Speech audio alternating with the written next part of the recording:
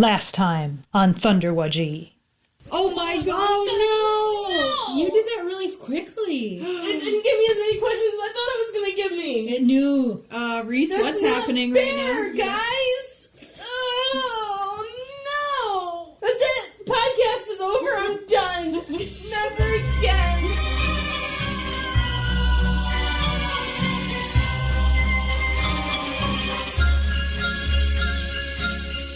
Okay, so for everyone that cannot see, Reese... Which is everyone. I just said Gryffindor. Let's start. Would you like to read about your new house, or is it too traumatic for you? She might break your phone. Yeah, I'm a little scared. Gryffindors are the house of the brave, the loyal, courageous, and adventurous, daring, and chivalrous. Those are some good qualities. Yeah, what is your problem? Not as good as Slytherin. So she's literally having a Harry Potter moment, but she's trying to pick. Yeah, she's between the other Gryffindor and way. Slytherin, and Yeah. she's picking. Keep going. Those who stand up for others are typically Gryffindors. Brave-hearted is the most well-known Gryffindor characteristic, and Gryffindors are also known for having a lot of nerve. Whatever. Gryffindors are people who hold a multitude of qualities alongside ones listed, making them very well-rounded house. People who are Gryffindors are often people who could fit in nicely to other houses, but choose to tell the Sorting Hat they want Gryffindor. Ooh. You're like, no, no, no. Do what is right, the motto Gryffindors go by. Being a Gryffindor means you're probably adventurous and courageous friend, and you're usually known for doing what's right. She is pursing her lips like nobody's business, everyone. Okay, so what are some things out of there that you can latch on to? All of it. I latch onto all of it. It all sounds very much like me. Whatever. I'm a Slytherin. With attitude. In my heart. I was gonna say, I mean, I like the Gryffindor motto, "Do what is right." I feel like that's something I you try agree and live with by. everything Gryffindor like, but It's not exciting enough. it's not Slytherin.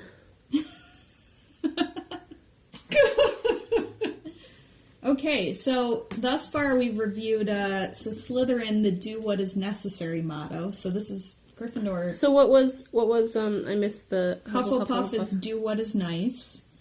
Gryffindor is "Do what is right," and the last one that we haven't talked about is Ravenclaw, "Do what is wise." So, let's see about the qualities in this house. I feel like Gryffindor has an unfair advantage in the motto and all the great qualities about it. You're still saying this in such a bitter way. Yeah. I don't know that I will ever be okay with being a Gryffindor. As you can see, house divisions are very rooted. I just took another test like a couple months ago and it said I was a Slytherin. So I'm like very much half and half. That's fair. So see, it would take into account your decisions, so this isn't even what That you second question, you probably should have said glory instead of wisdom or something. I think that's what set you off on the wrong path. Yeah, from the very beginning. Or would you say dusk instead of dawn? You know what? It's putting me in Gryffindor because I've been in therapy. Teach, remind us your house before I read Ravenclaw. Because Well, I know it's a little bit confusing. Yeah, the first time I took it, I tested Ravenclaw. The second time I took it, I tested Gryffindor. I want to use a different email address and try again. You can, you should. Do it. Yeah, that's, So that's what I did. So, Teach has the good mix of do what is wise and do what is right. I like that for you. So now we're going to read Ravenclaw. This house is known for their wisdom, intelligence, creativity, cleverness, and knowledge. Yep. Those who value brains over brawn can be found here. Ravenclaws often tend to be quite quirky as well. Do what is wise is the motto they strive to follow. Though Ravenclaws can be know-it-alls sometimes, they most likely do know what the right decision is. The wisest decision is. I can read, I'm sorry. If you are known for being the quirky friend, the smartest in the group, or just great at making wise decisions, you're definitely a Ravenclaw. Okay, so I have to say, you've talked about this before that, like with sometimes in work situations or other things as well, you've said, I don't know if it's because I've done a lot of different things before, but it's like different solutions come to you more quickly than they do most people, which is definitely I think that would fit in Ravenclaw. I don't know if you'd agree with that, but it's like you are able to see the bigger picture of a problem and what needs to, I don't know, sometimes, figure out how to solve it, and you don't necessarily get overwhelmed by it. Yeah. No, yeah, I don't think I get overwhelmed usually by stuff other than my own emotions, but now that is something that I think all humans struggle with, right? Mm-hmm. As we're talking about. Yeah. Though, I mean, I guess I would be inclined to think that the more cerebral Ravenclaws maybe would be less likely to get carried away with the emotions, whereas the Gryffindor being more passionate. I don't know. I mean, I was watching Reese's face more when you were reading Gryffindor than really listening, but I think one of the things in there it talked about is, well, I mean, their motto is do what is right, but kind of defending others or something, and I feel like there were times in school where I would find myself in kind of bringing trouble upon myself because I was defending other people. That's cool, though. I mean, not for you probably getting in trouble, but to feel like... no, I think that is hard. Like, not especially as kids, not everyone's courageous enough to do that. Yeah, or stupid. I mean, I don't... Like, you think I'd have learned. I mean, like, in junior high, it's like I was picked on a lot, and it's like when other people are being picked on, I would be like, hey, stop picking on them. Got it? Okay, so I'm in the same Ilvermorny house. I'm a Puckwudgie through and through. There's no question. Okay, there. now you're feeling a little better. Yeah. So, what are the qualities of the Puckwudgie again there? I don't know. I am looking that up now. Fiercely independent magical creatures. The heart, Puckwudgie favors healers. That's it. It's interesting, too. Like, I wonder... I never really looked if the houses here, the American houses, like, correspond to the British ones. Like, what would Puckwudgie be equivalent to? Would it be a Gryffindor? I don't think it works. It doesn't work like that? How dare you?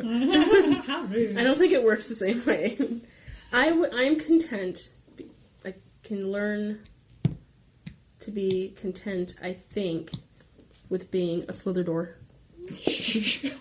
I like that. That's Not a Grifferin. A SlytherDor. Well, yeah. Hey, on an unrelated note, I just would like to point out that this podcast helped me with job application. Please explain that. Yeah, so I had a job application where they asked, you had to answer like 2 weird questions.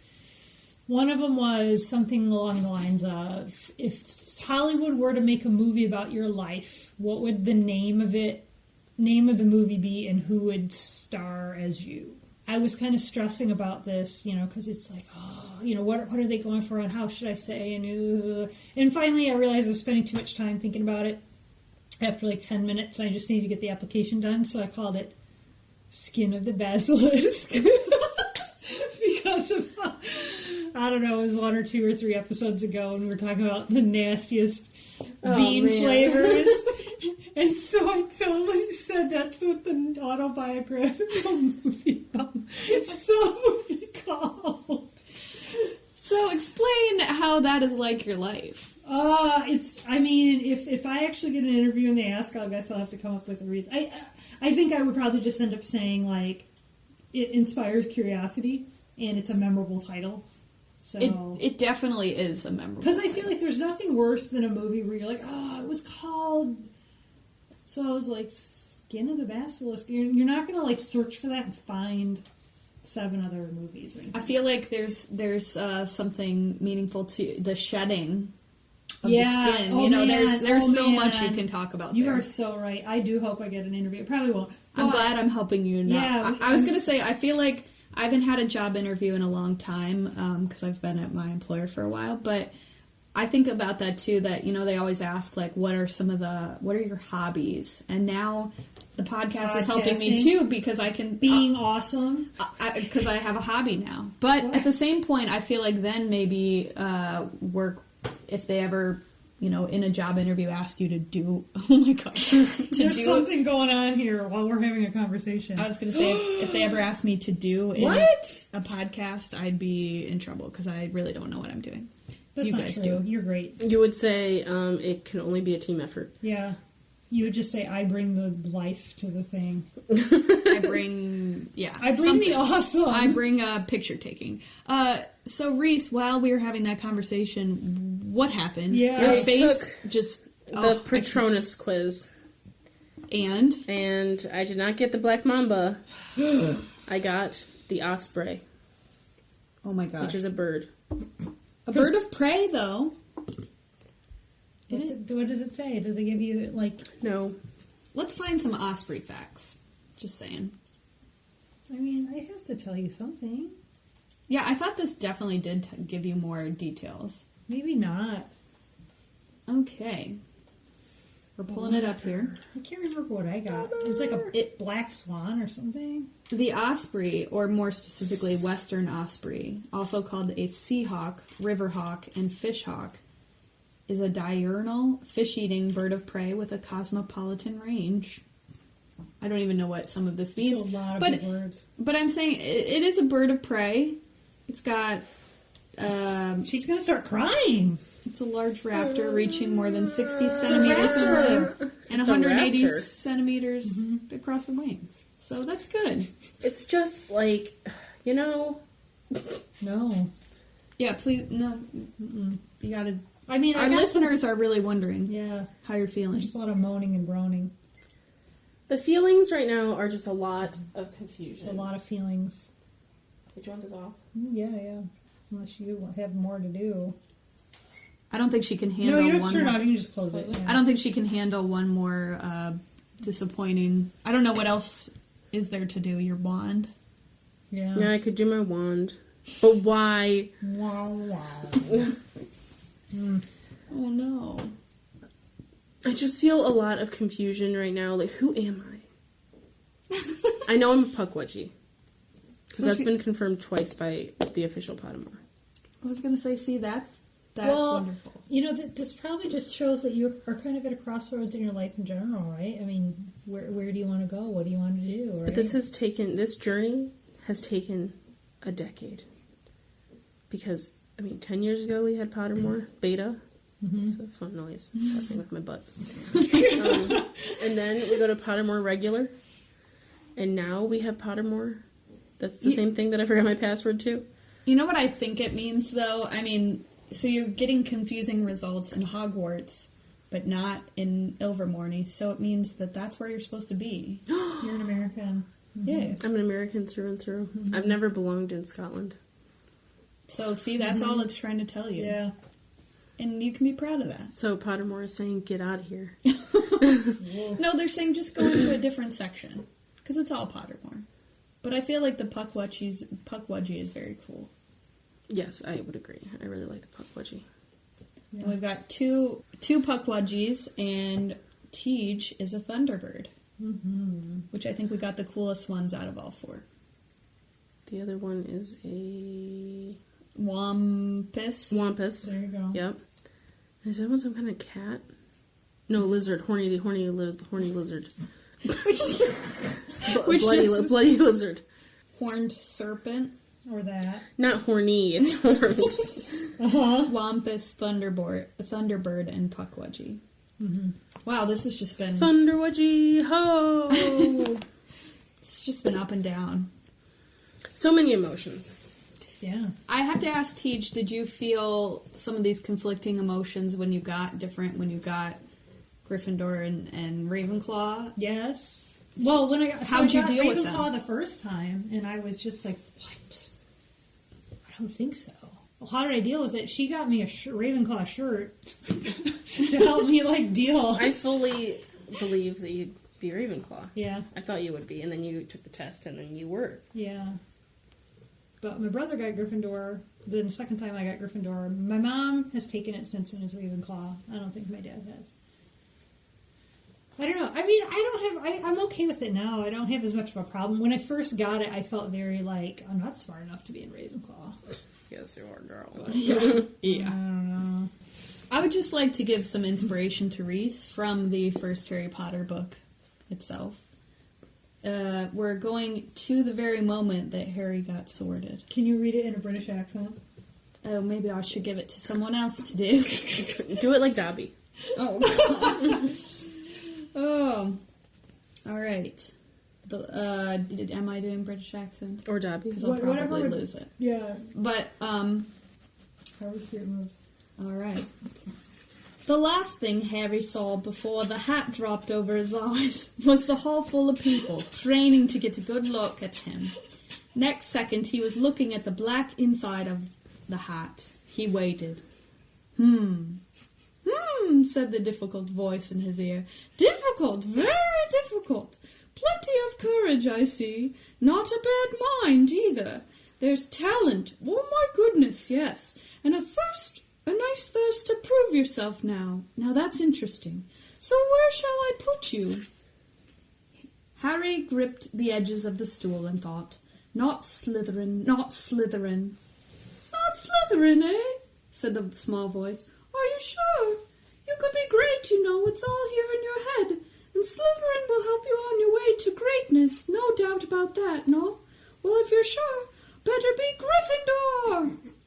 And then I'll spare you some of my reading voice, but he took off his hat and he was shaking, and he was so relieved to have been chosen and not put in Slytherin that he hardly noticed that he was getting the loudest cheers. And he could finally enjoy the ceremony and see around him. So he was feeling some of that same anxiety and came to terms with it. And again, we talked about you'd probably be able to have that same choice too. Mm-hmm. Yeah, you think at the end it would kind of say, which house do you think you're supposed to be in? Yeah. The sorting hat itself says, put me on, don't be afraid, and don't get in a flap, you're in safe hands, though I have none, for I'm a thinking cap. So, there you go. That's it. We hear it right from the source. Nice. From the mouth of the hat itself. I don't know. Noise. I don't know why the hat had that kind of weird high voice. I don't know what. It's awesome. And that was an interesting take on. What do you think the sorting hat would actually sound like? I think Jim Dale did it better, but plug for the CDs. What do you got? I want to hear. Australian. Do it. He'd be the voice. It is I. Do not be afraid. He'd be the voice of Gryffindor himself.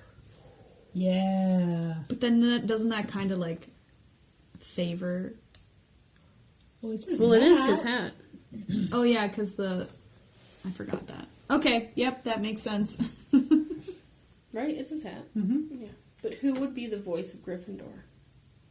Ooh, if we had to pick like a celebrity, Morgan Freeman. I was going to say like James Earl Jones. That would be very reassuring if that was in my ear. Like, I feel like hearing those voices, I'd be like, all right, we got this. Could you imagine them putting the sorting hat on and the voice of Father Joe Krupp comes out? I would love it. Like, I'll go wherever you tell me. Shout out. I just imagined Tweet like, at us. I just imagined a very wise man, and I thought of him. Yes, very much so. I love Father Joe.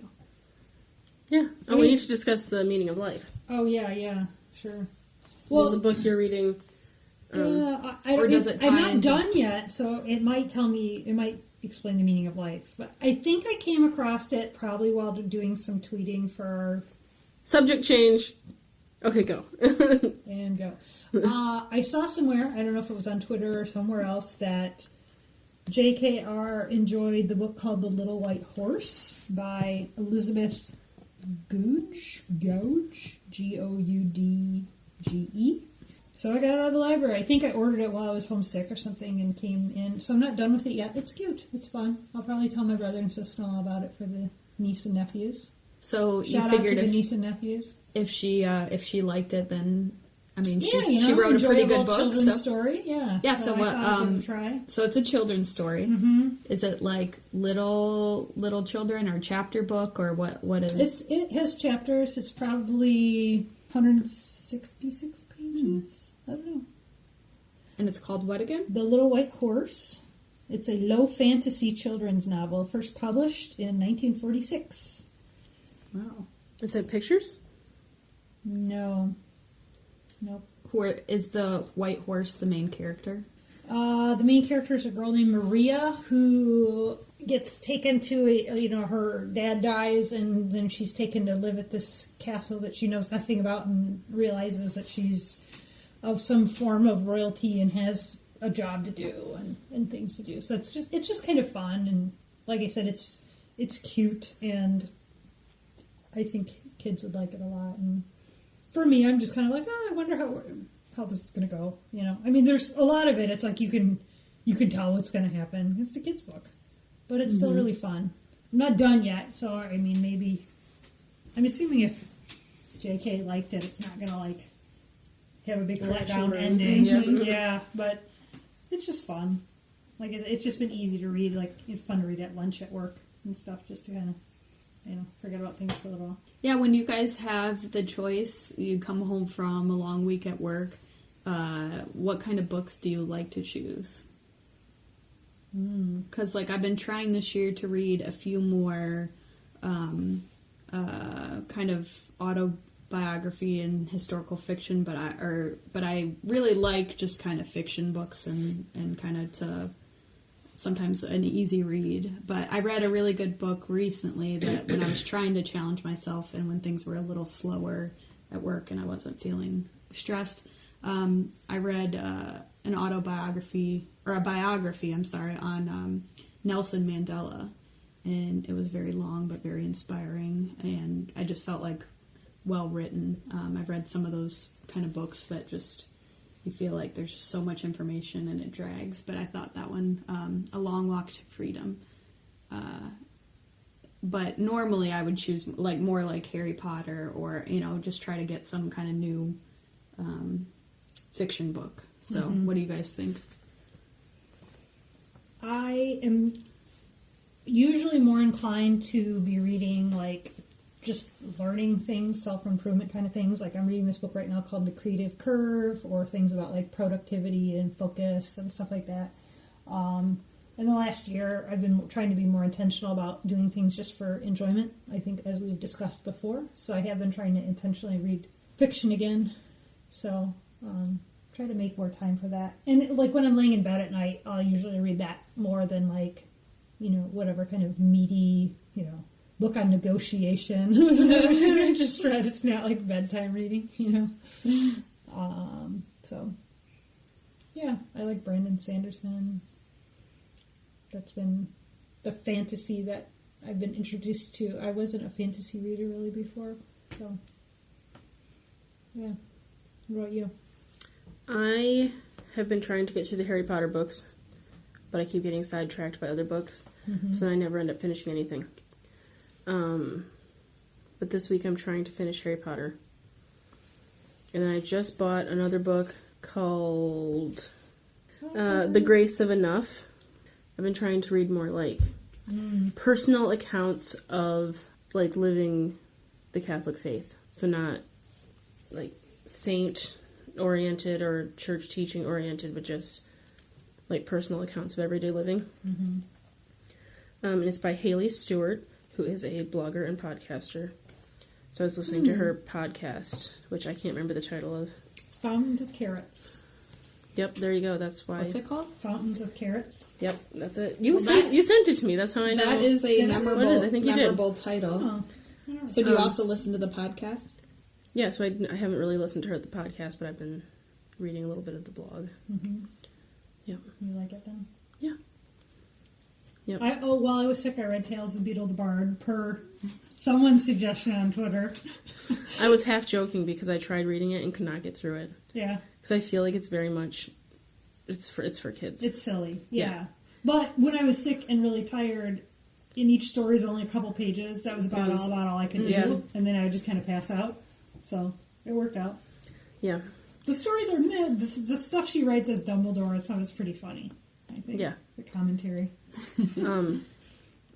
I can't wait till my niece and nephew are older and I can read it to them. Because that's kind of what I'm waiting for, to actually read it. Because I found it such a waste of time for me to actually be reading it for myself. I've never read it before. That's how I felt about it. I did read Quidditch Through the Ages and Fantastic Beasts. Yep.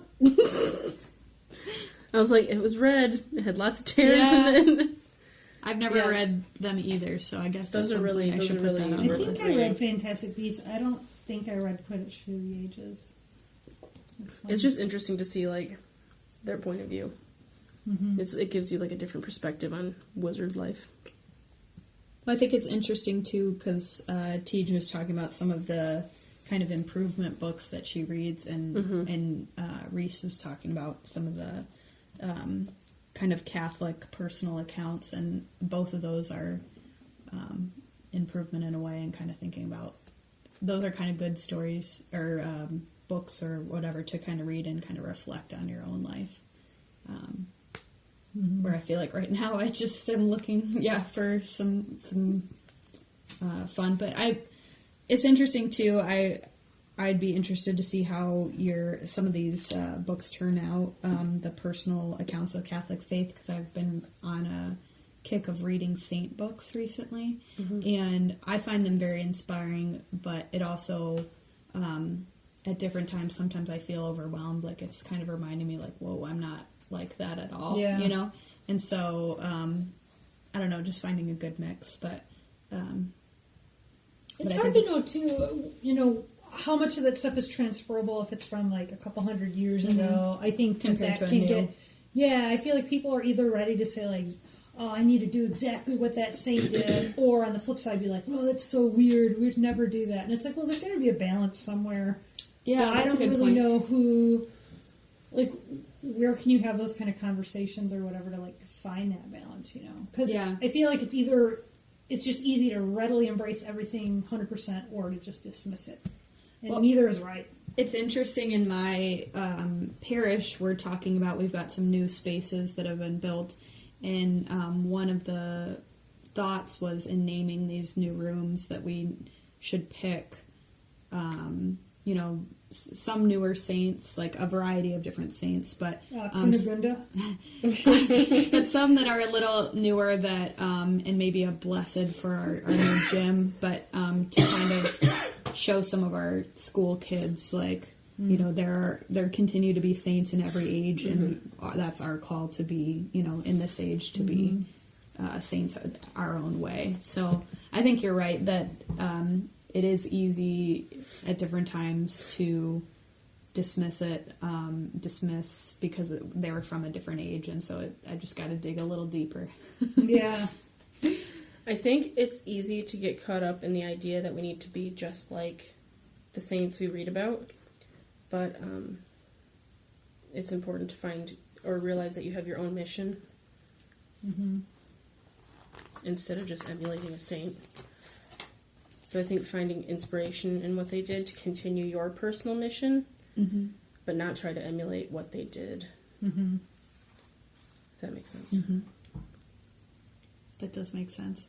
I feel like kind of tying it back around, just like now being in Gryffindor, you've got to find your own way within that. Maybe not quite the same. Nice.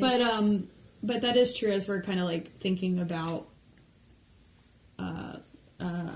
life, and it's easy to kind of get caught up in the ways we aren't like someone else, or we're not quite fitting into this path or another, but that may not be our path. It's a really good point.